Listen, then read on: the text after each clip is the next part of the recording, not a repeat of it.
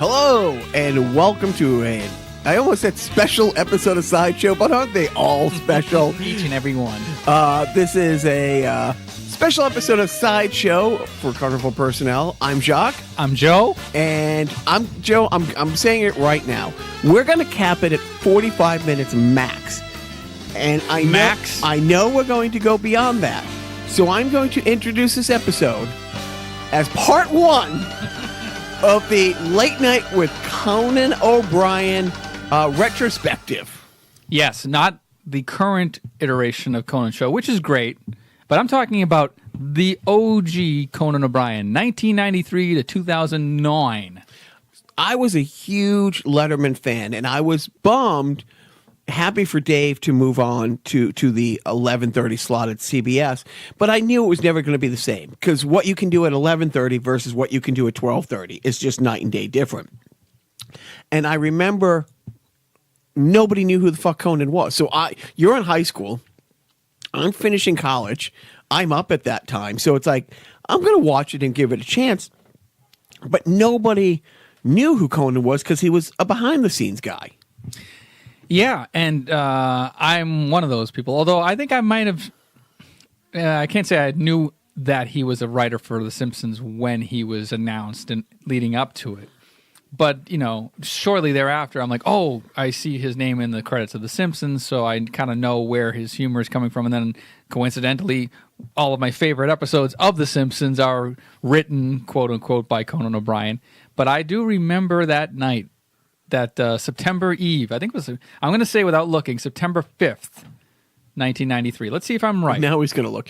And it was. I mean, I really think that was a golden age of late night. It wasn't overly saturated. The Jon Stewarts and stuff like that were just starting or just about to start. You know, they weren't really around then. But Conan really came out of nowhere and just didn't make you at all like forget or not miss Letterman any more than you did. But when Letterman moved on, it was a time for him to move on, and Conan didn't miss a beat. Like, from day one, Conan's show was awesome. Yeah, it was September 13th, 1993. John Goodman was his first guest, and he was an awkward... Whatever happened to John Goodman? Nothing. Conan O'Brien, let's just say Conan O'Brien wasn't smooth like I am on the dance floor. He was awkward. He was awkward. His hair was not pompadoured. It was a little more flat. Boys regular, please. But he had something. He had an energy. Andy Richter was the sidekick. Nobody knew who the fuck he was, but I think the biggest draw was the drummer. Yes, Max Weinberg and the Max Weinberg 7. But Max Weinberg was, of course, from East Street fame. Billy Joel, of course. Billy Joel. How un-American you swine, you. I just wanted to get you a scare. Good name of New Jersey. I will take what no one said for 300. But anyways, yeah, everybody knew who Max Weinberg was. And then people also knew that who were who kind of were late night nerds, knew that it was being produced by Lorne Michaels, he was sort of handpicked out of a crop of potential hosts. He got the nod from Letterman directly. Yep, he got the blessing from Letterman. I mean, Worldwide Pants wasn't Worldwide Pants. No, it's Broadway Video. It was Lorne Michaels. Yeah. Credit to where credit's due. It's like Letterman didn't blame a lot of people he shouldn't have blamed because of that. I mean, he was never a dick about Conan taking over his spot, and at the same time, that's a different story. There's been movies made about Watch The Late Shift. Yeah, read The Late Shift book or watch The Late Shift movie from HBO. So Joe and I, we just want to chat on this Sideshow some of the things that we love and miss that we tried to rip off on our own sketches, and it's unbelievable when you think about 93 to 2009. Jacques, let's talk about the past. The past, Joe? In the year 1993. So that's one of my favorite bits. And again, like Joe and I quote the same movies and use the same quote. Management and I do. Neither the wife or I have the ability, if we hear the word future, it's like, well, somebody will be talking, down the road, sometime in the future. And the wife and I will look at each other. the future, the future ending, the skit, the year 2000, which they never changed the name after the year 2000. They kept it right into through 2009. But just real quick, before we get into the awesomeness of the show when it became successful, let's briefly look at the dark early years. The first, the first 13 months. I remember hearing on an interview Conan did talking about the details of his contract. They were on a week-to-week basis over there as far as whether or not that show was going to survive. There was that much hesitation and trepidation about the success of the show and whether or not they were going to invest good money into something that may or may not tank. That's how on the bubble they were. I don't know how many times I've heard him in different interviews say in that time period, every time the phone rang, he was sure it was a call canceling the show. And even if he came out gangbusters and polished and had his shit together and his interview skills were there, you are replacing the biggest entity in that time slot. I mean, honestly, before Letterman, the 12:30 to 1:30 slot was Carson. No, Carson was 11:30 to. Well, I mean, originally it was like a 1 o'clock show. Like Carson had a 90-minute show. Right. But that's in the last 30 minutes. And who was the other guy? The backdrop was always smoked. Tom Snyder. I mean, that's what that time slot was before David Letterman actually made it a bankable, billable entity. And at the time when David Letterman started, most networks were off the air at that time. I mean, this is when at 1 o'clock most networks went to test play patterns. The national anthem and play the test pattern. Yeah. So to replace that, that giant, I mean, it was like whoever comes in for the Patriots next, whoever came in for whatever was going to replace that guy, it was going to be a labor's battle, and you were going to be compared to that. Yeah, and another thing that I remember hearing Conan talk about his philosophy on how he was going to approach the show versus Letterman. He's like, Letterman's idea of his show was let's deconstruct the late night talk show concept. Let's show everything. Let's show all the cameras and turn them in the audience and show all cameras on other cameras and doing all this stuff. Let's deconstruct it. Conan's philosophy was let's do a real Johnny Carson type show, but with the wackiest shit and the most subversive, surreal stuff possible, but play it as straight as we possibly can. And that's what the genius of that was. Yeah. I'm bringing in people like Smigel. Yeah, Robert Smigel. From day one. Yeah. Robert Smigel was the head writer and, of course, the creator of Triumph, the Incel Comic Dog, and The Voice, but we'll get into that as we go along. So I guess, how do we want to do this? Do we want to just sort of Tourette syndrome, favorite bits? Well, the reason we were doing this is Joe and I were talking about the regular Carnival Personnel the other day, and he's like, we should do these kind of sideshows because we've recently talked about expanding sideshows to 5 days a week, watching movies and talking about movies while we're watching them, that kind of stuff. Yeah. And we've talked before about different things. And he's like, we both love Conan. Why don't we do a Conan thing? But let's try to quantify it. I mean, we've both seen him live, but truly, I don't want to say it's like, well, his first 3 albums were the best, man. Everything after that sucked. No, he's great. He's always been great. But in this time, it was special. And probably from 96, 97 to 2005, 2006 was just the golden age. Almost couldn't miss the show. I remember I would tape the show religiously. And then this is me, 95. I actually attended a taping of Late Night with Conan O'Brien in 1996.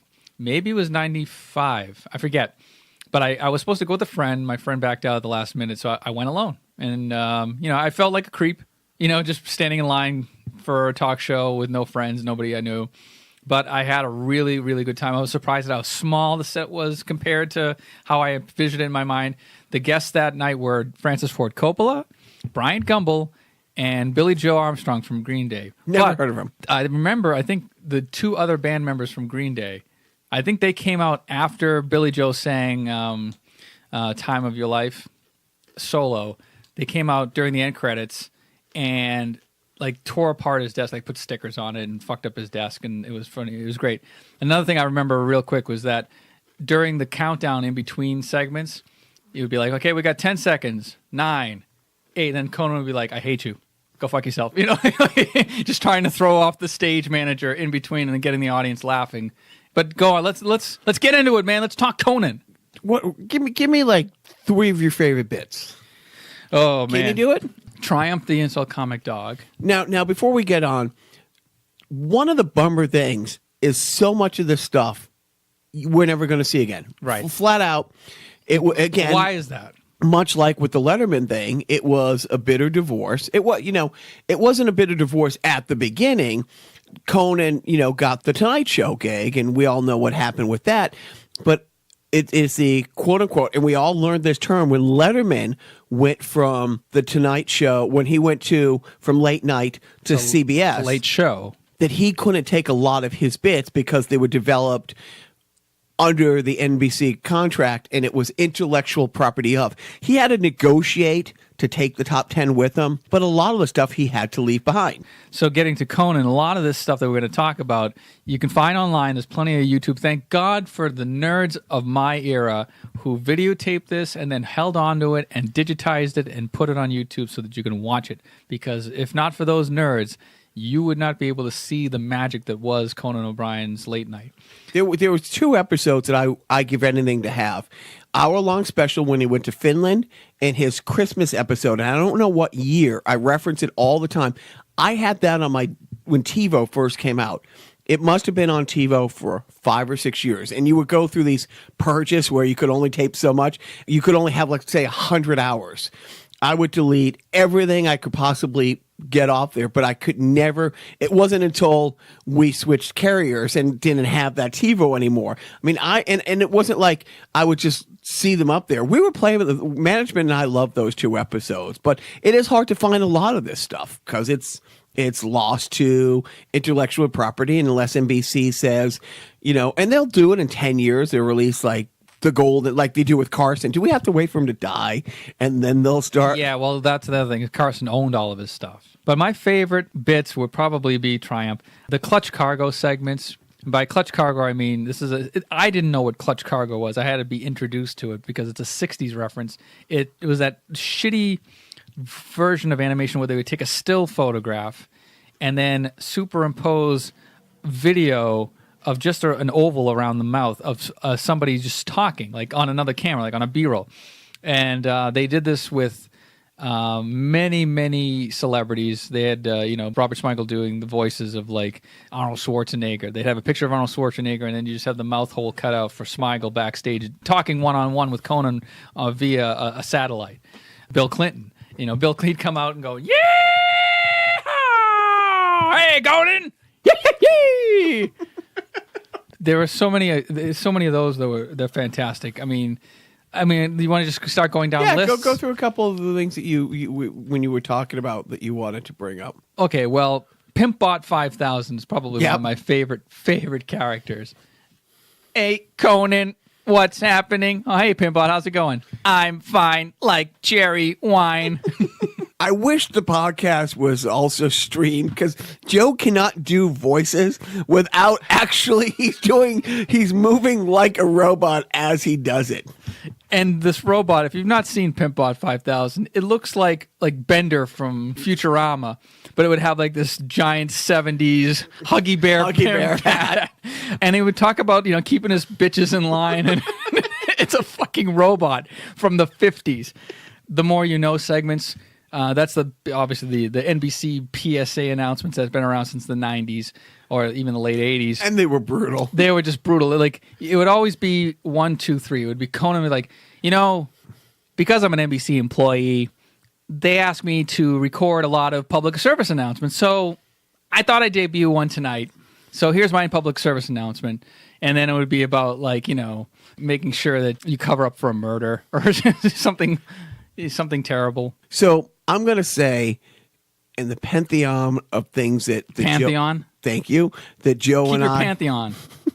That Joe and I quote back and forth, sometimes on the podcast, but we usually don't get through a conversation without referencing. Was this? No, it was a PSA, but at the time, the cigarette companies were starting to get their asses sued off, and this was when those big, huge cases were coming. And part of the lawsuit is that the cigarette companies had to pay for anti-smoking PSAs. Like part of the deal, they had to pay all these people, and they had to put money into a fund. And so Conan and Andy were like, wait. So the smoking people have to come up with PSAs and pay for them to keep them, and so they cut to what they think one of them was going to look like. You see just a black room. There's a desk, and sitting at the desk is Adolf Hitler. And he's writing something, and all of a sudden one of his minions comes up to him, hands out a cigarette, and goes, "Cigarette, mein Führer?" And Adolf Hitler says, "9!" And then it cuts to a graphic that just says, "Be like Hitler. Don't smoke." And it cuts back to Andy and Conan, and Andy's like, I don't want to be like Hitler. I don't want to smoke, but I don't want to be like Hitler. But we quote that all the time. It's like, I can't tell you how many times either I've said to Joe said to me, "Be like Hitler. Don't smoke." Cigarette, mein Führer? 9! But that is one of the ones that will never get old. And we already mentioned it, but like the year 2000, they had U2 on, I think in like 2004, 2005. What's the premise of you in the year 2000, for those who don't know? Well, it started very early on, and they were trying to imagine how different life was going to be way off in the future. That was just the future, Conan. And of course, the person who would sing between each premonition, they'd have I think it was like the trumpet player, La Bamba, would sing in a high-pitched falsetto, "In the year 2000." But when they opened the bit, and it would always be such a forced setup, and that was part of the joke. It's like, what do you think's going to happen in the future, Conan? Or, Andy, the future, Conan? And then down from the ceiling would come these space apparatuses. Oh, they put on these black cowls around their neck with, it would be like bedazzled a little bit. And then the room would dim. And they would basically hold flashlights and put them under their chin. And they would say, "Donald Trump will be president of the United States." Something outrageous. Even more outrageous and unthinkable. But yeah, I mean, that was a bit. And again, we already said it, but it was great when they had U2 on it. And they did the year 2000. And it just basically, it was the edgiest chance on national television to sit there and shit all over Bono. It's like, in the year 2000, which is 5 years ago, scientists figure out why Bono wears those ridiculous oversized glasses indoors. In the year 2000! That was one of my favorite bits. Another of my favorite throwaway gags was the Max on Max segments. This is a really obscure deep cut. So Max Weinberg was the drummer and band leader for the Max Weinberg 7, and he was very he looks like an accountant. Like, he looks like he shouldn't be playing the drums or any musical instrument that isn't a clarinet. So, but he's obviously one of the best drummers out there. And most famous. Yes. But he's also a very soft-spoken, kind of modest, reserved kind of guy. But then they would cut to him to introduce these segments called Max on Max, and it's supposed to be like, I guess, how did they couch it? Was it like Max was being introspective, and then it would eventually just cut to a superimposed shot of Max fucking himself in bed every single time. Right. And not just like bare chested. And by the way, not a bad looking guy with his shirt off. No. If I was going to get banged by a 50-year-old drummer from New Jersey? New Jersey. A Jewish drummer? With horn-rimmed glasses. Yes. The Buddy Holly look. Wireframe, by the way, not horn-rimmed. What about the announcer? The announcer was always one of your favorites. Joel Goddard. Yeah, this booming voice. It's over the top. Yeah. It's Late Night with Conan O'Brien.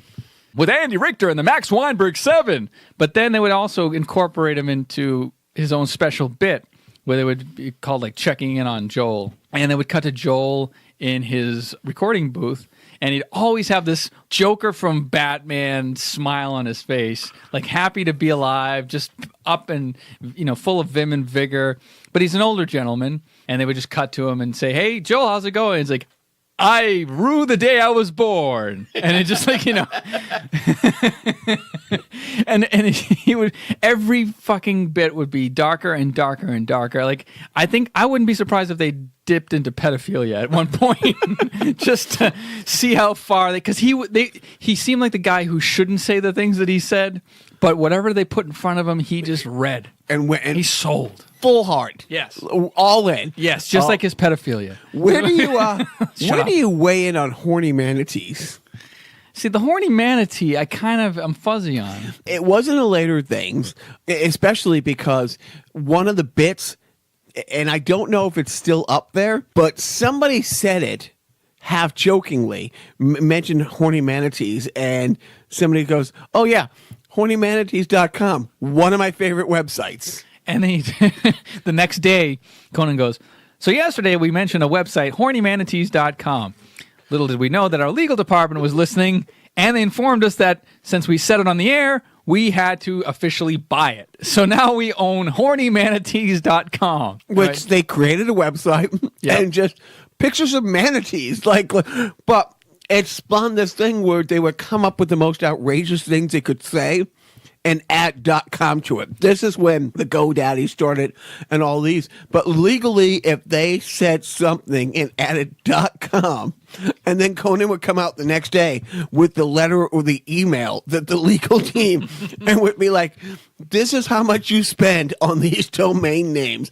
But all of them for years link back. They would have to go out and buy the domain name, but then they would all link them back to just hornymanatees.com. So no matter what he said, you could Google, you could type it in and it would pop up. Another segment that I liked a lot was If They Mated, which was always misheard by half the audiences, if they made it.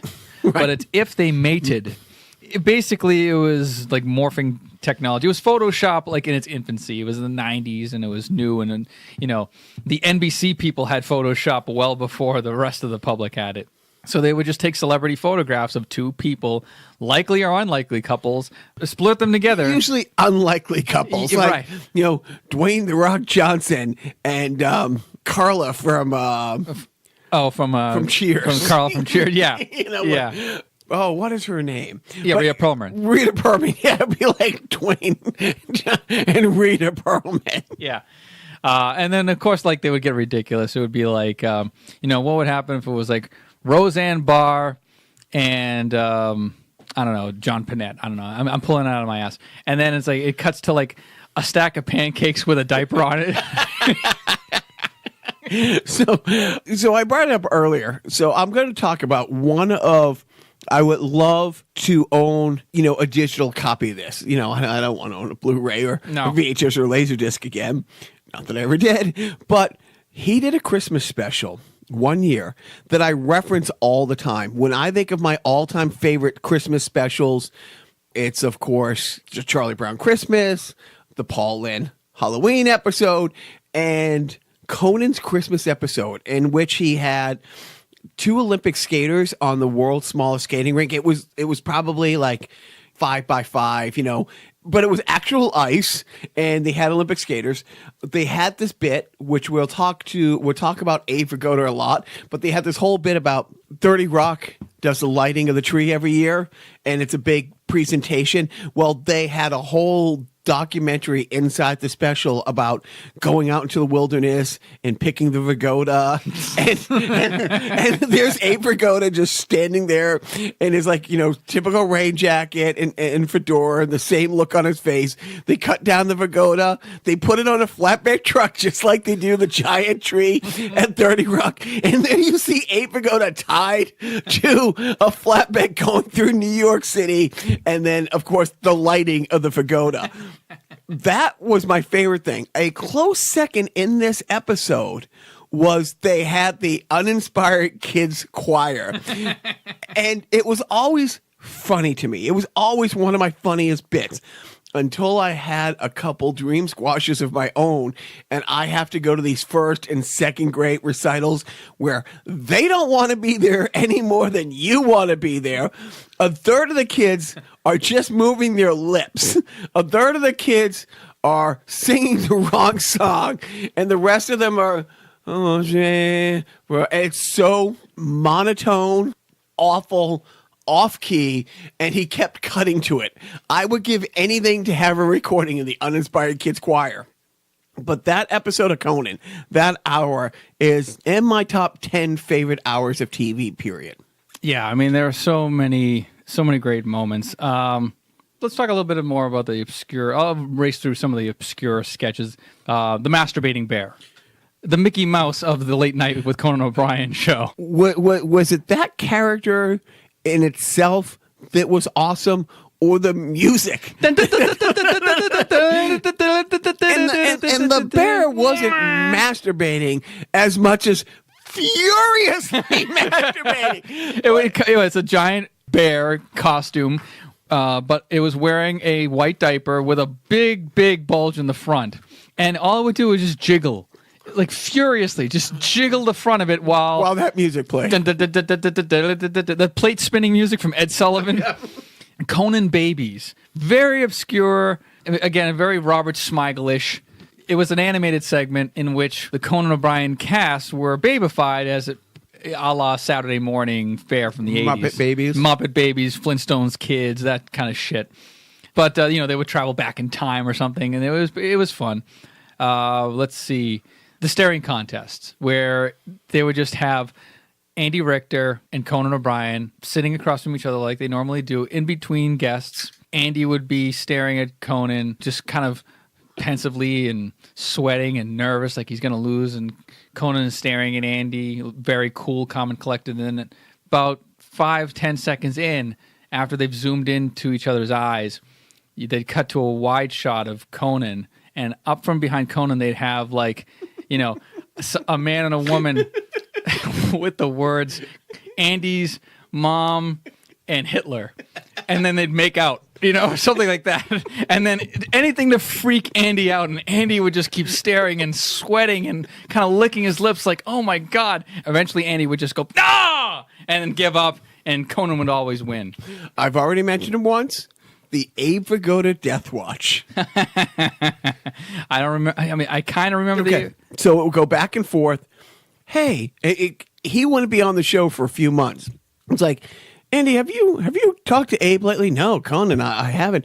Oh, well, I haven't heard anything in the paper. You don't think he died, did you? And then the curtain would open, and there's Abe Vigoda. I'm not dead yet, Conan. And then the curtain would close, and that's it. And I always thought that, here's Abe Vigoda, who probably lives out, in Connecticut or wherever, has to trudge all the way into the city. I bet he was more local. Just say, I'm not dead yet, Conan. And that was it. The Abe Vigoda Death Watch. A couple of the other characters. Amy Poehler made her, I think, TV debut as Andy's sister, Stacy. The sort of teenage, kind of angsty. They had Carl Oldie Olsen, who was just this really old guy that they put in sketches. They had this word. It now means like a dance. It's like a type of dance, but back then it was like a made-up word. It's like, because we're on network television, we still are held to FCC standards, and we can't swear.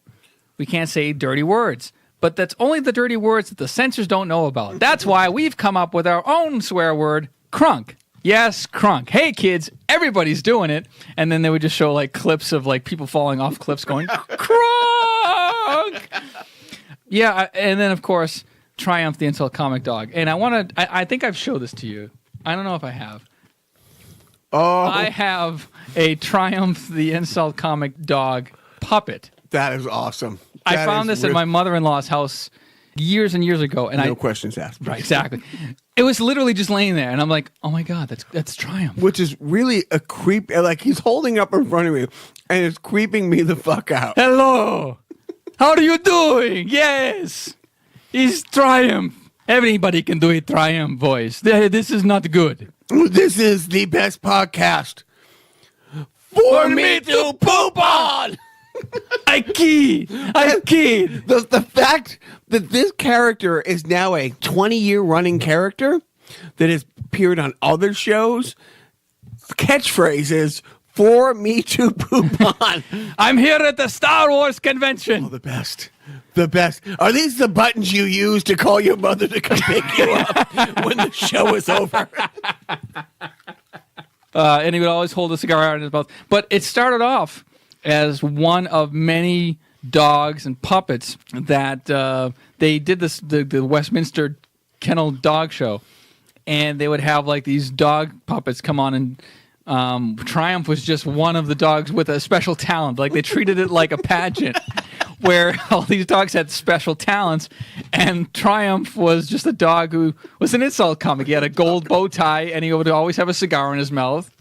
And the things that he would show up at, openings and premieres. Oh, God, yes. It became one of those things where you wanted him to come. At the MTV Music Awards, he sat next to Eminem and had like a epic like fight with Eminem. Like Eminem did not want to be talking to a fucking puppet during the MTV movie, but this is like in the seats, like not on stage. Right. It was in the seats, and so think about that. So here's Robert Smigel laying on the floor or crouching on the floor, right, holding his hand up to have only the puppet in the shot, and here's Eminem getting mad at his hand. Yeah, right. Exactly. Like, how do you get mad at Ernie? You know, right?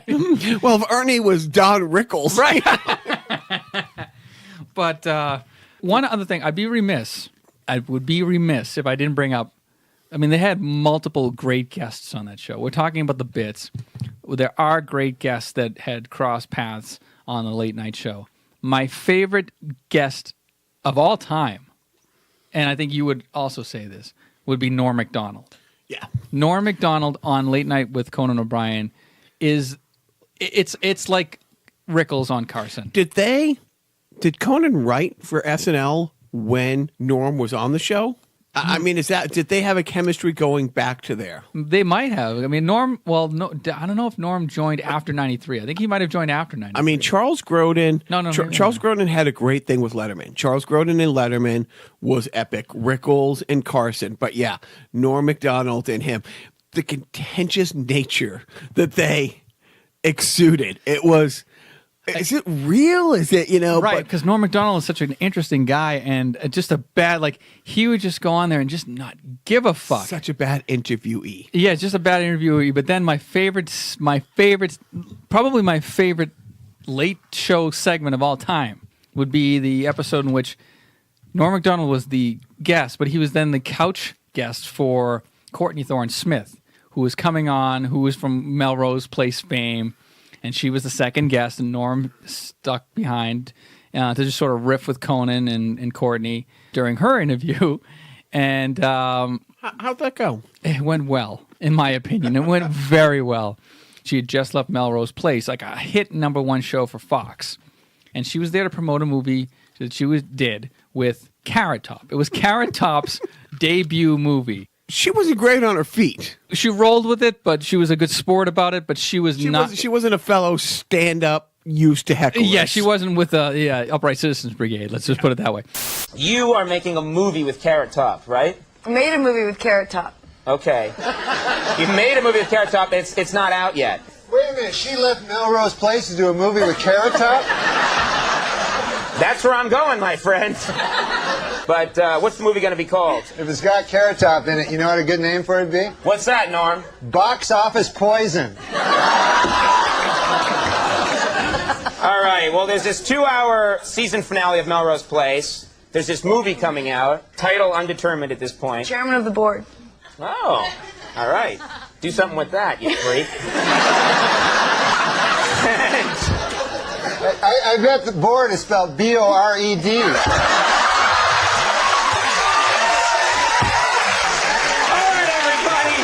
It's beautiful. Go watch this on YouTube. It's on there. You won't be disappointed.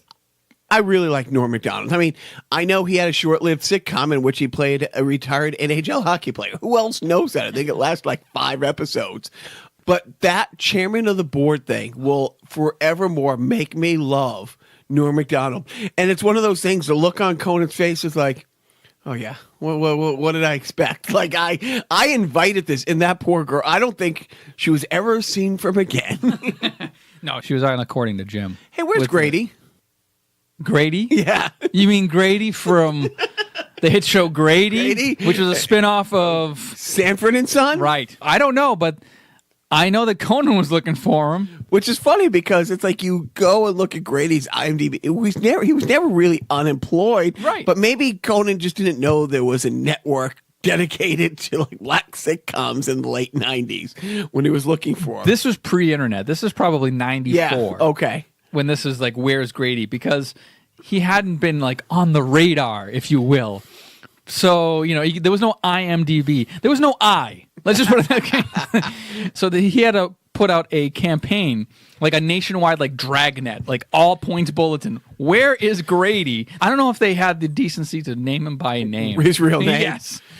But that was a funny bit. What else do you have on your list? The other thing is, one day, and it started very genuine.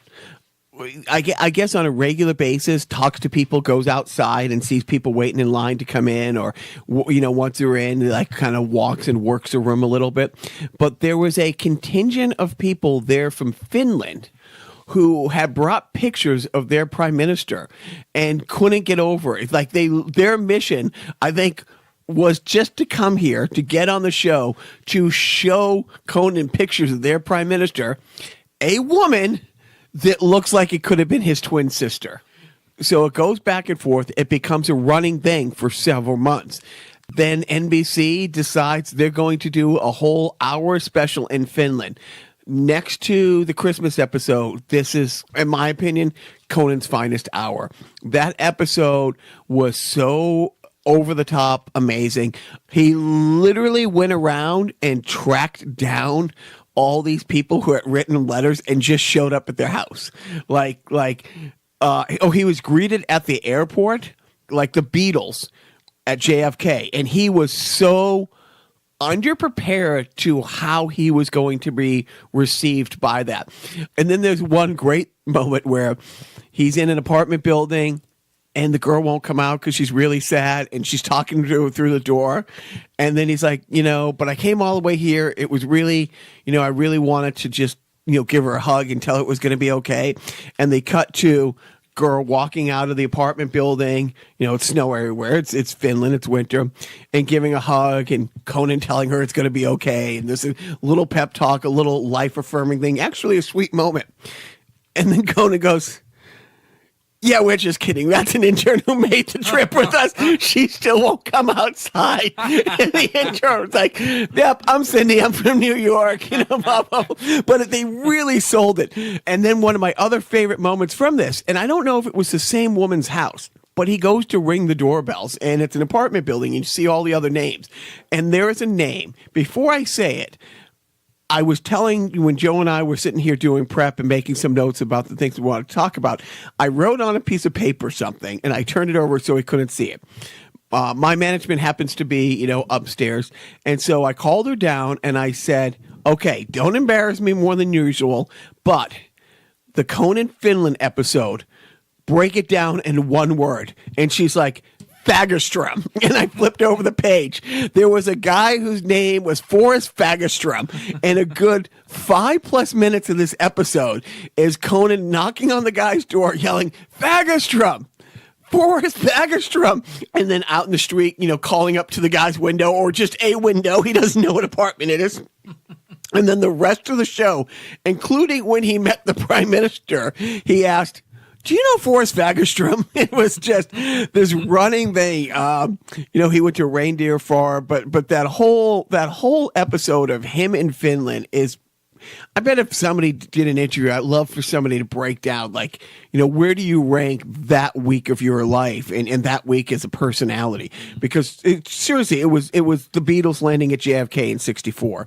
But the Christmas episode, that, and the running bit with Abe Vigoda, because I felt a connection with Conan O'Brien because I was always an Abe Vigoda fan. I didn't know there was another Abe Vigoda fan out there.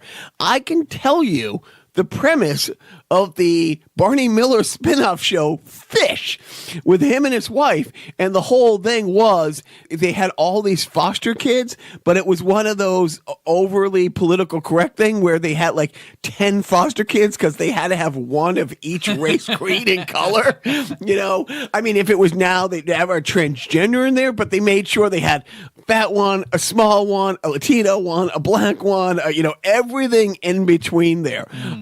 It was definitely like Norman Lear, gone amok. But when they started using him as a running bit, I'm like, yeah, I'm in for the long haul. Right. I'm sold. Right. One thing I got to see live when Conan did his legally obligated to not be on television tour or something like that, one of the live segments that they incorporated into his live show was the Walker Texas Ranger lever.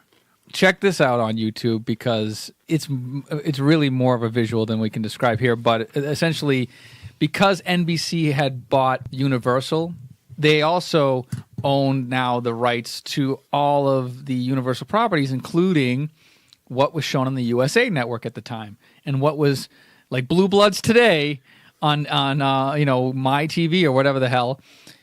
USA. Ion Television. Oh, Ion Television. Ion Television. Like keep an eye on the people watching that show.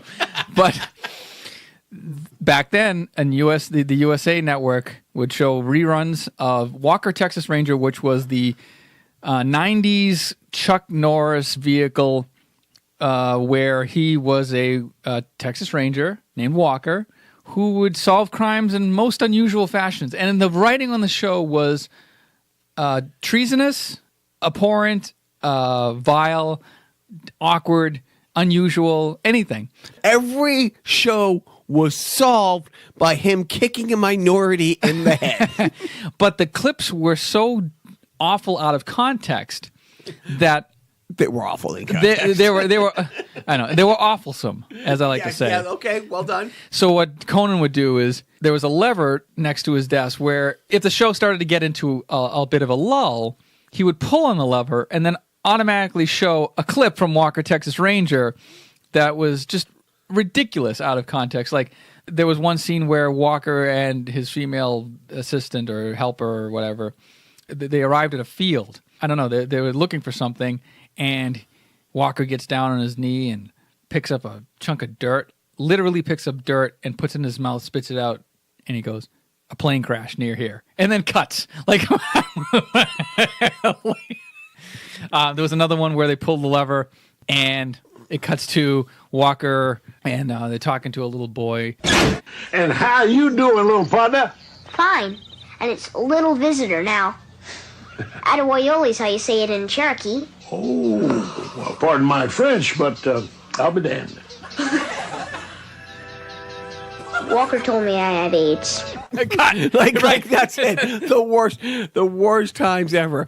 I almost forgot it. I was just going over my notes. There was a writer strike in, I think, 2006, 2007. 0708? 0708, thank you. Mike Huckabee, let's be really clear.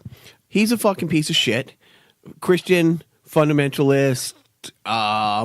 He's just awful. Yeah. But his numbers were going up in the poll. And the thing is, like, there became this feud between Conan O'Brien, Jon Stewart, and Stephen Colbert, taking credit for his rise, even though they were making fun of him, because Stephen Colbert was saying it's because of the Colbert bump, because he was the faux conservative guy. Conan O'Brien was I forget why Conan spin on it, that it became this thing, I made Huckleberry, or I made Huckabee. Jon Stewart, who was a writer on Conan and, helped develop the show, took credit for Huckabee's success because he helped create Conan. Mm-hmm. Thus, any success that Conan had would have to be attributed to him. And the thing is, there was a writer strike. So they had to do a show every night. So they, for a few months, would just keep going on each other's shows. Or they would just get together in a hallway and film it talking about how they have nothing to talk about tonight and they have to find ways to kill space. So they would talk about, okay, we'll talk about this on my show tonight about you and you. And then actually, the camera's right there. Crap, Right. But they did for a few months to get through the writer's strike because they were all within a block or two. Like Jon Stewart and Colbert was shot In the same studio. In the same studio. Yeah. And it was just like either a couple blocks down the street or right around the corner is where 30 Rock was, and so it was really, really funny. Like, that was one of my favorite moments. These are three really funny guys that obviously missed their writers, but while other shows were taken off the air or canceled or went on hiatus and they had been off the air for 2 months. Like they were trying their darndest to just sort of ride the tide. And when they find when they just had to capitulate and say, look, other people are going to lose their jobs or whatever, we have to put something on the air. Yeah, this is what they came up with. And it was brilliant. I mean, and that for me, it's like I've always loved Jon Stewart and Colbert and stuff, but that window was just absolutely great. Do you remember what, in this final episode, I don't remember. No, let's go to his final, his final episode when he destroyed the set. Yeah, well, okay, go on. No, because I don't remember much about the final episode, unfortunately. In the final episode, one of the bits is, over the final episode of Late Night. Of Late Night. Okay. Yeah. Over the last week of the show, I forget who was on the set, but accidentally on purpose fell backwards and ruined a part of the set.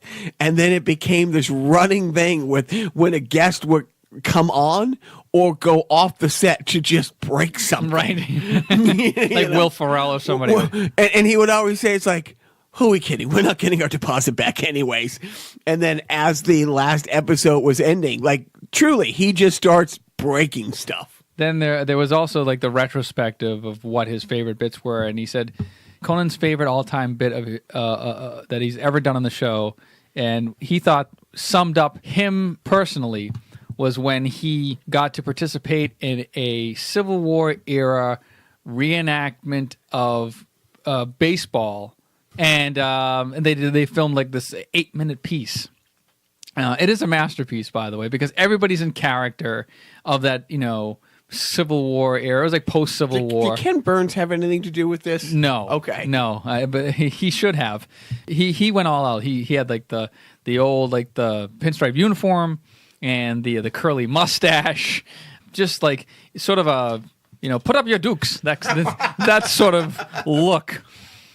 But I don't know if there's anything else that we want to babble on about. There is. We didn't even get into Andy leaving and then years later coming back. Right. And there was a big difference. I mean, Andy was one of those, and he is a sidekick where I know Letterman didn't have the best relationship with Ed McMahon, off camera. They didn't have a bad relationship. I mean, Carson and Ed McMahon, but they weren't friends. Yeah.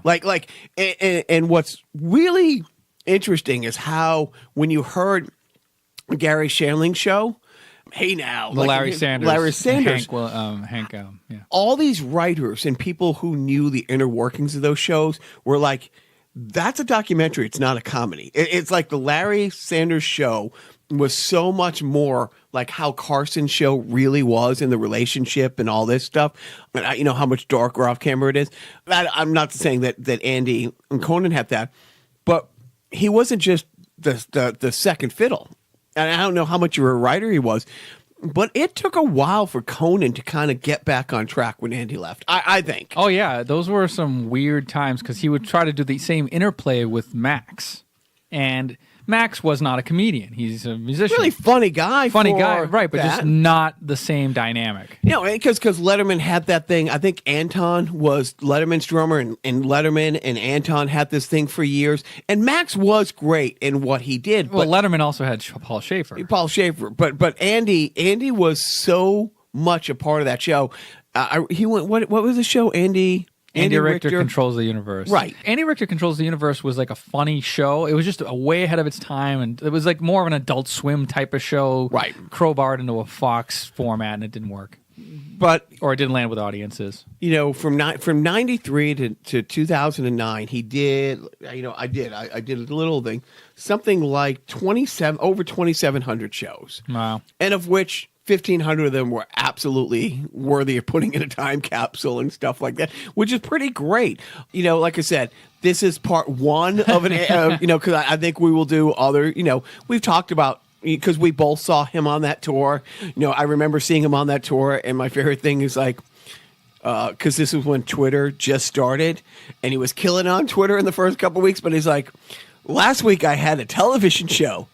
This week I have Twitter, Right. And he was, but we'll do other Conan things. Just Joe and I, researching, going back about the bits we like and writing down. It's like, oh, don't forget to bring up this, don't forget to bring up that, because again, we both jumped in and off on different times with Conan, but I think you're right. I think the 95, 95 to 99 was just, it was great before, it was good before, it was good after, but there was a 5-6 year window where they were just great. Yeah, they were batting 1,000 for years. So that's it. Any suggestions for other sideshows? We don't want to fucking, seriously. Anything that you guys want us to pretend we know what we're talking about, or a movie that you think we're like, go ahead and give Joe a heads up on Facebook. Yeah, because Jacques won't see it. I will see it on the Twitter. Yes. Where are you located on the Twitter? I am at the Jacques 4. You are Opti Grabber. And you are the voice of Carnival Podcast. Right. Sure. Whatever. I'm on Carnival Podcast. I'm going to give you the username and password, and you can take care of that. No, you're doing great. I want to see you put up your Dukes. Yeah. Put up your Dukes, see?